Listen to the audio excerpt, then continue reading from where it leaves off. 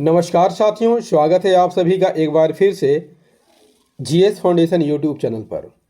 दोस्तों, इस चैनल पर आपको रोटेशन वाइज वीडियो मिलती है जो history, geography, polity, economics, science और सामान्य ज्ञान से संबंधित होती है। तो दोस्तों, इसी क्रम में आज हम लोग देखेंगे इंडियन ज्योग्राफी और इंडियन ज्योग्राफी के मोस्ट इम्पोर्टेंट 25 MCQ यहाँ डिस्कस करेंगे विथ फुल एक्सप्लेनेशन। किस एग्ज़ाम के लिए ये सेशन महत्वपूर्ण रहने वाला है? तो ये सभी एग्ज़ाम के लिए महत्वपूर्ण रहने वाला है, चाहे आप SSC, railway, state PSC, CDS, NDA, UPSC, SI, PGT या फिर आप किसी भी कम्पिटिटिव एग्ज़ाम की तैयारी कर रहे हैं। दोस्तों, ये सभी के लिए काफ़ी महत्वपूर्ण रहने वाला है। तो फटाफट से एक बार से इस सेशन को दोस्तों के साथ शेयर कर दीजिए और यदि आप भी इस चैनल पर नए हैं तो चैनल को सब्सक्राइब कर लीजिए। ठीक है, चलिए शुरुआत कर लेते हैं दोस्तों यहाँ पर सेशन की। सेशन का पहला सवाल आपके स्क्रीन पर है दोस्तों। कहता है कि निम्नलिखित संगठनों में से कौन सा भारत के स्थलाकृति मानचित्र बनाता है? आंसर कीजिएगा ज़रा, काफ़ी इंपॉर्टेंट क्वेश्चन है आपके स्क्रीन पर। फटाफट आंसर को करते चलिएगा। ठीक है, निम्नलिखित संगठनों में से कौन सा भारत के स्थलाकृति मानचित्र बनाता है? सही आंसर हो जाएगा option number B is the correct one, that is Bharat का सर्वेक्षण। भारत का सर्वेक्षण भारत का स्थलाकृति बनाती है। यह किस विभाग के अंतर्गत कार्य करती है? विज्ञान और प्रौद्योगिकी विभाग के अंतर्गत यह कार्य करती है। इसकी स्थापना कब की गई थी? 1767 में की गई थी। Next question is question number 2।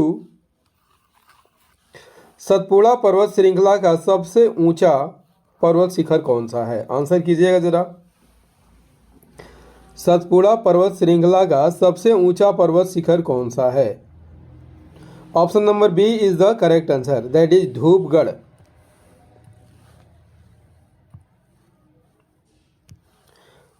Satpura पर्वत श्रृंखला यदि आपसे पूछ ले दोस्तों किन नदियों के बीच है?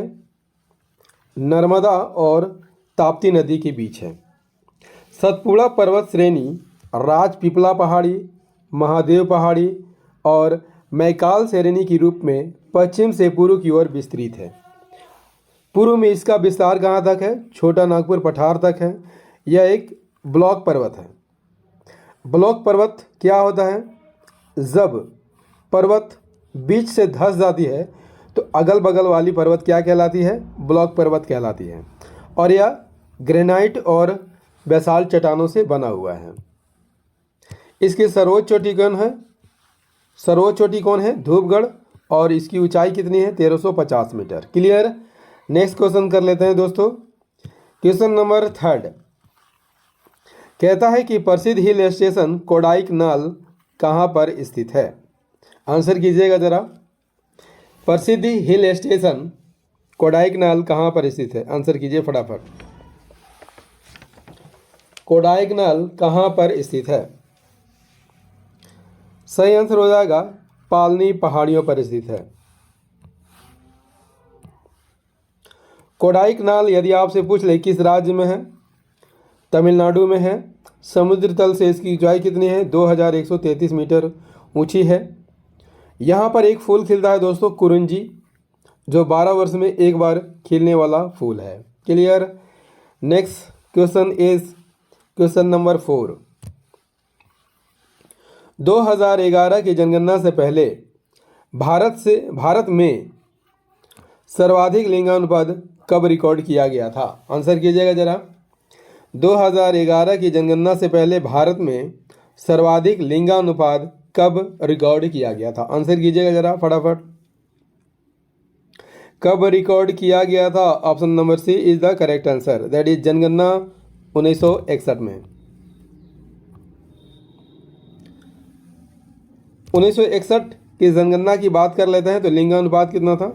940। और जबकि 2011 में जनगणना का लिंगानुपात कितना था? 943 है। क्लियर। क्वेश्चन नंबर 5 कहता है सुनकोसी, अरुण और तमोर नदियाँ किस जल प्रवाह व्यवस्था का निर्माण करती हैं? सुनकोसी, अरुण और तमूर नदियां किस जल प्रवाह व्यवस्था का निर्माण करती है? Option number D is the correct answer, that is Kosi नदी प्रवाह तंत्र का निर्माण करती हैं। कोसी नदी कहाँ से होकर गुजरती है? चीन, नेपाल और भारत से होकर गुजरती है। इसकी लंबाई कितनी है? 720 किलोमीटर। सुनकोसी, अरुण और तैमूर नदियाँ जब धनकट्टा, नेपाल के धनकट्टा जिले में मिलती है, किस स्थान पर मिलती है? त्रिवेणी नामक स्थान पर मिलती है। त्रिवेणी नामक स्थान पर मिलती है तो इसे कोसी कहा जाता है। ठीक है, इसे बिहार का शोक भी कहा जाता है क्योंकि यह नदी जो है बिहार में बाढ़ लाती है। क्या लाती है? बाढ़ लाती है। इसी कारण इसे बिहार का शोक कहा जाता है। चित्र में आप देख सकते हैं दोस्तों, कोसी नदी 3 नदियों के संगम से मिलकर बना होता है, सुनकोसी, अरुण और तैमूर नदी। जब यह नेपाल के धनकट्टा जिले में प्रवेश करती है और त्रिवेणी नामक स्थान पर मिलती है तो वहाँ से यह कोसी नदी के नाम से जानी जाती है। दोस्तों जब यह बिहार में पहुँचती है तो देखिएगा, चित्र में देख रहे होंगे कि यह कई धाराओं में बढ़ जाती है और बिहार में बाढ़ से तबाही मचा देती है। इसी कारण इसे क्या कहा जाता है? बिहार का शोक कहा जाता है। और अंतिम में यह कहाँ पर मिलता है? गंगा नदी में मिल जाती है। कहाँ पर मिलती है? कुर्सेला के पास एक स्थान है कुर्सेला, वहाँ पर यह गंगा नदी में मिल जाती है। सारी बातें क्लियर हो गई ना? चलिए देखते हैं next question. Next question is question number 6। Answer कीजिए। निम्नलिखित में से किस स्टील प्लांट को भारत का पहला स्वदेशी स्टील प्लांट कहा जाता है? किस स्टील प्लांट को भारत का पहला स्वदेशी स्टील प्लांट कहा जाता है? Option number D is the correct answer, that is Bokaro steel plant. Bokaro steel plant की बात कर लेते हैं तो इसकी स्थापना कब होती है? 1964 में इसकी स्थापना होती है झारखंड के बोकारो में। क्लियर? किस नदी के तट पर अवस्थित है? दामोदर नदी के तट पर अवस्थित है और यह भारत का, याद कर लीजिएगा, महत्वपूर्ण फैक्ट है, यह भारत का सबसे बड़ा स्टील प्लांट है। किस देश के सहयोग से बनाया गया था? पूर्व सोवियत संघ के सहयोग से बनाया गया था 1965 में। क्लियर? किसके अंतर्गत यह कार्य करता है? Steel Authority of India Limited, SAIL के अंतर्गत यह कार्य करता है। नेक्स्ट क्वेश्चन, क्वेश्चन नंबर 7 क्या कहता है? क्वेश्चन नंबर 7, केटू चोटी किस पर्वत श्रृंखला में स्थित है? केटू चोटी किस पर्वत श्रृंखला में स्थित है? Option number B is the correct one, that is Karakoram श्रेणी में स्थित है। केटू को याद कर लीजिएगा, गाडविन ऑस्टिन चोटी के नाम से भी जाना जाता है। काराकोरम पर्वत श्रेणी पर यह स्थित है और माउंट एवरेस्ट के बाद विश्व का दूसरा सबसे ऊंचा पर्वत है। इसकी ऊंचाई कितनी है? 8,611 मीटर और यह पाक अधिकृत कश्मीर के गिलगिट बल्टिस्तान में है। चित्र में आपको दिखाई दे रहा होगा दोस्तों, काराकोरम श्रेणी, लद्दाख श्रेणी, जास्कर श्रेणी, ये तीनों जो है ट्रांस हिमालय के पार्ट है। ठीक है, किस हिमालय के पार्ट है? ट्रांस हिमालय के पार्ट है। और काराकोरम श्रेणी में ही आपको दिखाई दे रहा होगा केटू सबसे ऊंची चोटी है। Clear? Next one, question number 8, rubber board of India किस स्थान पर स्थित है? आंसर कीजिएगा जरा। रबर बोर्ड ऑफ इंडिया किस स्थान पर स्थित है? Option number C is the correct answer, that is Kottayam में स्थित है। रबर बोर्ड की स्थापना यदि आपसे पूछ ले किस अधिनियम के तहत की गई थी? रबर अधिनियम 1947 के द्वारा की गई थी। किस मंत्रालय के अंतर्गत यह कार्य करता है? वाणिज्य और उद्योग मंत्रालय के अंतर्गत यह कार्य करता है। मुख्यालय कहाँ है? केरल के कोटायम में स्थित है। क्वेश्चन नंबर 9, आंसर कीजिएगा जरा। भारत का सबसे ऊंचा झरना कुंचिकल झरना किस राज्य में स्थित है? भारत का सबसे ऊंचा झरना कुंचिकल झरना किस राज्य में स्थित है? आंसर कीजिएगा जरा। भारत का सबसे ऊंचा झरना कुंचिकल झरना किस राज्य में स्थित है? Option number C is the correct answer, that is Karnataka में स्थित है। कुंचिकल झरना कर्नाटक के किस जिले में है? शिमोगा जिले में है। इसकी ऊंचाई लगभग 1493 फीट है। किस नदी पर स्थित है? वाराही नदी पर स्थित है और यह भारत का सबसे ऊंचा झरना है। Next question is question number 10, कहता है तेमी चाय बागान किस राज्य में स्थित है? तेमी चाय बागान किस राज्य में स्थित है? आंसर कीजिएगा जरा। तेमी चाय बागान किस राज्य में स्थित है दोस्तों? आंसर कीजिए फटाफट से। तेमी चाय बागान किस राज्य में स्थित है? Option number B is the correct answer, that is Sikkim में स्थित है। तेमी चाय बागान सिक्किम में स्थित है। इसकी स्थापना कब होती है? 1969 में इसकी स्थापना होती है सिक्किम सरकार के द्वारा। दोस्तों यदि आपसे पूछ लिया जाए कि भारत में सबसे अधिक चाय किस राज्य द्वारा उत्पन्न किया जाता है? असम द्वारा उत्पन्न किया जाता है। यदि आपसे पूछ ले कि चाय बोर्ड की स्थापना कब हुई थी? 1974 में हुई थी। 11वां सवाल कहता है किरीबुरु मेघा हाथुबुरु की खदानें किस लिए प्रसिद्ध हैं? किरीबुरु मेघा हाथुबुरु की खदानें किस लिए प्रसिद्ध हैं? आंसर होगा ऑप्शन नंबर सी, लौह एस के लिए प्रसिद्ध है। किरीबुरु मेघा हाथुबुरु झारखंड में है और झारखंड के किस जिले में है? पश्चिमी सिंहभूम जिले में स्थित है। चलिए अगला सवाल का आंसर कीजिए फटाफट। निम्नलिखित कथनों पर विचार कीजिए। चिल्का झील, पुलिकट झील, बुल्लर झील, कोनेरू झील, लोनार झील, इनमें से कितनी झीलें हैं जो लैगून झीलें हैं? आंसर कीजिए फटाफट। कितने झीलें हैं जो कि लैगून झील है? यहाँ पर लैगून झील आपको चिल्का है,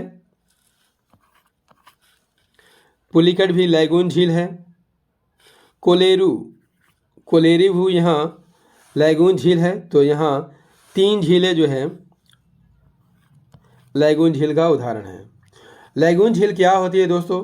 जब सागर का पानी, ठीक है, जब सागर का पानी स्थल में घुस जाता है, ठीक है, और किनारे से कटकर एक अलग झील बना लेती है, तो इसे ही क्या बोला जाता है?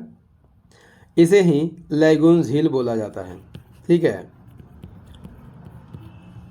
और यह जब भी बनता है तो सागर के किनारे बनता है, ठीक है, ये भी आप याद कर लीजिएगा।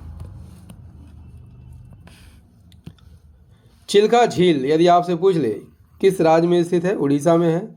पुलिकट झील आंध्र प्रदेश और तमिलनाडु की सीमा पर है।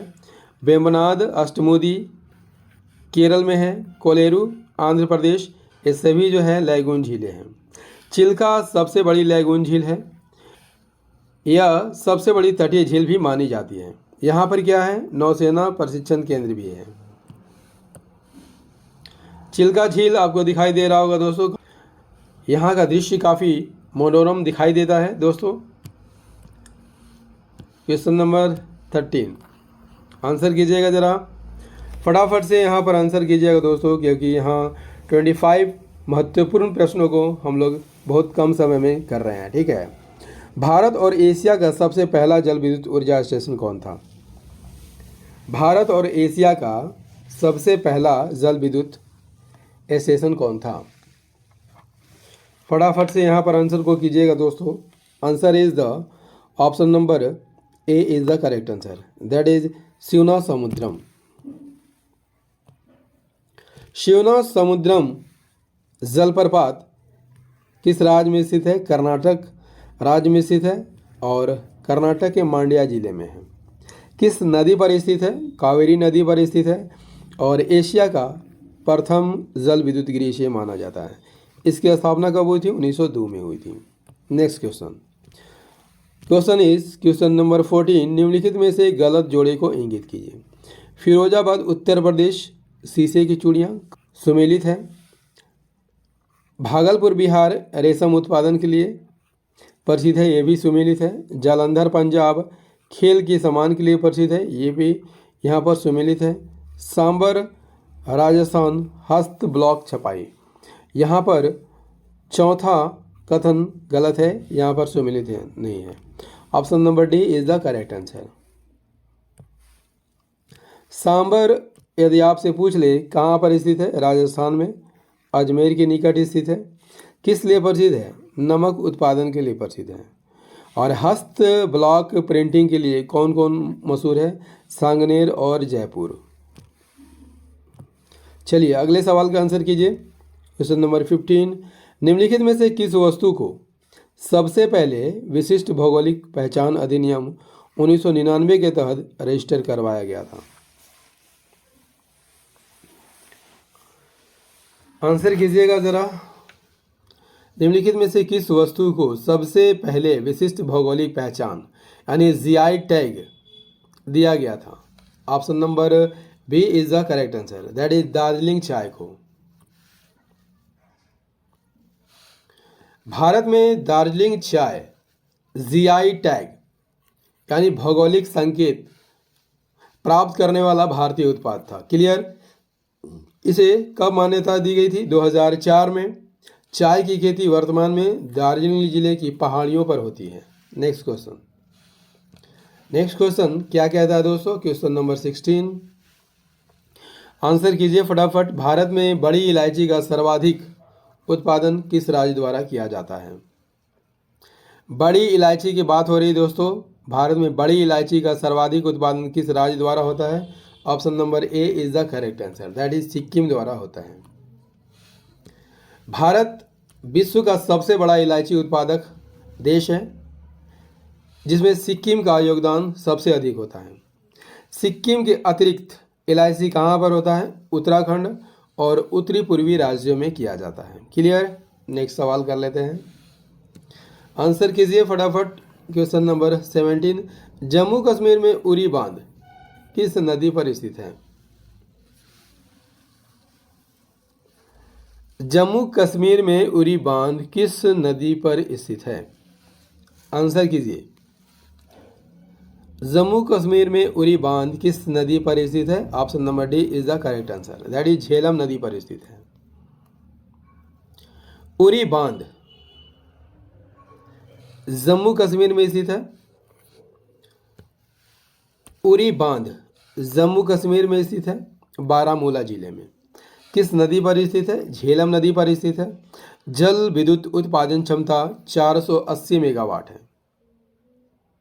और उरी जो है भारत और पाकिस्तान सीमा के काफ़ी नज़दीक है। यह स्टेशन पहाड़ी के नीचे 10 किलोमीटर लंबी सुरंग में स्थित है। कहाँ स्थित है? सुरंग में स्थित है। Next question is question number 18, कीजिएगा ज़रा। नागालैंड की मुख्य भाषा कौन सी है? नागालैंड की मुख्य भाषा कौन सी है? आंसर कीजिएगा फटाफट। Option number C is the correct answer, that is Angrezi है। अंग्रेजी नागालैंड की आधिकारिक भाषा है। नागालैंड में और कौन कौन सी भाषाएं बोली जाती है?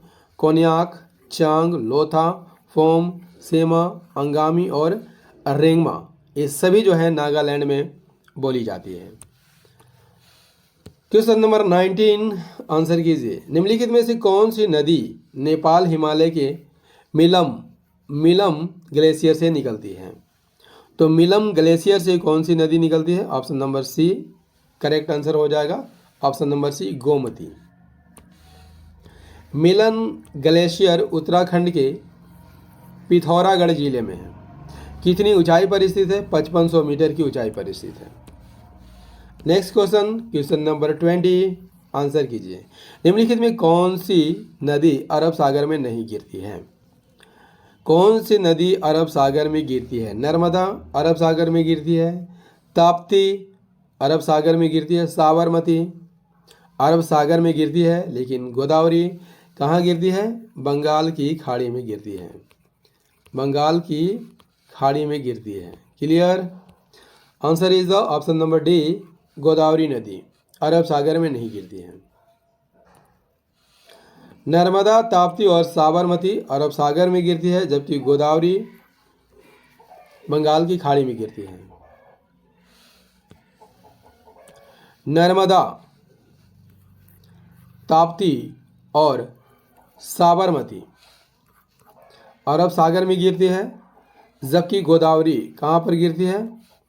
बंगाल की खाड़ी में गिरती है, बे ऑफ बंगाल में गिरती है। क्वेश्चन नंबर 21, आंसर कीजिएगा जरा। भगवान जगन्नाथ निम्नलिखित में से किस स्थान से संबंधित है? आंसर कीजिए। भगवान जगन्नाथ निम्नलिखित में से किस स्थान से संबंधित है? आंसर होगा ऑप्शन नंबर सी, पुरी से संबंधित है। भगवान जगन्नाथ को भगवान विष्णु का अवतार माना जाता है। कहाँ पर स्थित है? उड़ीसा के पुरी में स्थित है। और इसके निर्माता कौन थे? अनंत वर्मन थे। क्वेश्चन नंबर 22, दोस्तों सेशन कैसा लग रहा है एक बार कमेंट करके ज़रूर बताइएगा। यदि सेशन पसंद आ रहा हो तो इसे लाइक कर दीजिएगा, दोस्तों के साथ शेयर कर दीजिएगा, और यदि आप भी इस चैनल पर नए हैं तो चैनल को सब्सक्राइब कर लीजिएगा, बेल आइकन को जरूर प्रेस कर लीजिएगा। क्लियर। इंडोनेशिया में खेती का तरीका लदांग भारत के किस हिस्से में प्रचलित है? इंडोनेशिया में जो खेती का तरीका है जिसे लदांग बोला जाता है वो भारत के किस हिस्से में प्रचलित है? आपको यहाँ पर आंसर करना है। आंसर कीजिएगा फटाफट। इंडोनेशिया में खेती का तरीका लदांग भारत के किस हिस्से में प्रचलित है? Option number A is the correct answer, that is उत्तर पूर्व भारत में स्थित है। लदांग दक्षिण पूर्व एशिया में की जाने वाली एक स्थानांतरित कृषि है। दोस्तों यदि स्थानांतरित कृषि की बात कर लेते हैं तो क्या होता है? स्थानांतरित कृषि को याद कर लीजिएगा, झूम की खेती भी कहा जाता है। झूम की खेती को ही स्थानांतरित कृषि कहा जाता है। ज़्यादातर ऐसी खेती कौन करते हैं? आदिम जनजातियां करते हैं। इसमें क्या होता है? इसमें सबसे पहले वृक्षों और झाड़ियों को काट कर जलाया जाता है, इसके बाद इस पर खेती की जाती है, और इस पर तब तक खेती होती रहती है जब तक कि इसकी उर्वरा शक्ति खत्म नहीं हो जाती। इसके बाद आदिम जनजातियां दूसरे स्थान पर जाती हैं और फिर से यही काम स्टार्ट कर देती है। इसे ही क्या कहा जाता है? झूम की खेती या स्थानांतरित कृषि कहा जाता है। क्वेश्चन नंबर 23, आंसर कीजिएगा जरा। लक्षद्वीप को मिनिकॉय से कौन सा चैनल अलग करता है? लक्षद्वीप को मिनिकॉय द्वीप से कौन सा चैनल अलग करता है? Option number B is the correct answer, that is 9 degree channel. 8 degree channel की बात कर लेते हैं तो यह किसे अलग करता है? मिनिकॉय और मालदीव को अलग करता है। क्लियर। 9 डिग्री चैनल लक्षद्वीप और मिनिकॉय को अलग करता है, और 10 डिग्री चैनल किसे अलग करता है? अंडमान और निकोबार को अलग करता है। आइए इसे चित्र से भी समझते हैं। 9 डिग्री चैनल की बात कर लेते हैं तो यह लक्षद्वीप और मिनिकॉय द्वीप को अलग करती है। 8 डिग्री चैनल मिनिकॉय द्वीप और मालदीव को अलग करती है, जबकि 10 डिग्री चैनल अंडमान को निकोबार से अलग करती है। Clear. Next question, question number 24, Shiva crater किस स्थान पर स्थित है? आंसर कीजिएगा जरा। शिव क्रेटर किस स्थान पर स्थित है? फटाफट से आंसर कीजिए। शिव क्रेटर किस स्थान पर स्थित है? Option number A is the correct answer, that is Mumbai में स्थित है। शिव क्रेटर महाराष्ट्र राज्य में है। कहाँ पर है? मुंबई में। इस क्रेटर की अनुमानित परिधि कितनी है? लगभग 500 किलोमीटर। इस सेशन का अंतिम प्रश्न कर लेते हैं। उत्तर प्रदेश की सीमा कितने राज्यों से लगती है? उत्तर प्रदेश की सीमा कितने राज्यों से लगती है? ऑप्शन नंबर डी सही आंसर हो जाएगा, 8 राज्यों से लगती है। उत्तर प्रदेश की सीमा किससे लगती है? उत्तराखंड, हिमाचल प्रदेश, हरियाणा, राजस्थान, मध्य प्रदेश, छत्तीसगढ़, झारखंड, बिहार और एक केंद्र शासित प्रदेश दिल्ली से लगती है। चित्र में देखेंगे उत्तर प्रदेश की सीमा किन किन राज्यों से लगती है? उत्तराखंड, हिमाचल प्रदेश, हरियाणा, दिल्ली, राजस्थान से लगती है, मध्य प्रदेश, छत्तीसगढ़, झारखंड और बिहार। क्लियर दोस्तों, इंडियन ज्योग्राफी का ये सेशन आपको कैसा लगा? उम्मीद करता हूँ अच्छा लगा होगा। दोस्तों, ये सेशन यदि अच्छा लगा है तो लाइक कर दीजिएगा, दोस्तों के साथ शेयर कर दीजिएगा, और यदि आप भी इस चैनल पर नए हैं तो चैनल को सब्सक्राइब कर लीजिएगा, बेल आइकन को ज़रूर प्रेस कर लीजिएगा। क्लियर, मिलते हैं अगले सेशन में। जय हिंद, धन्यवाद।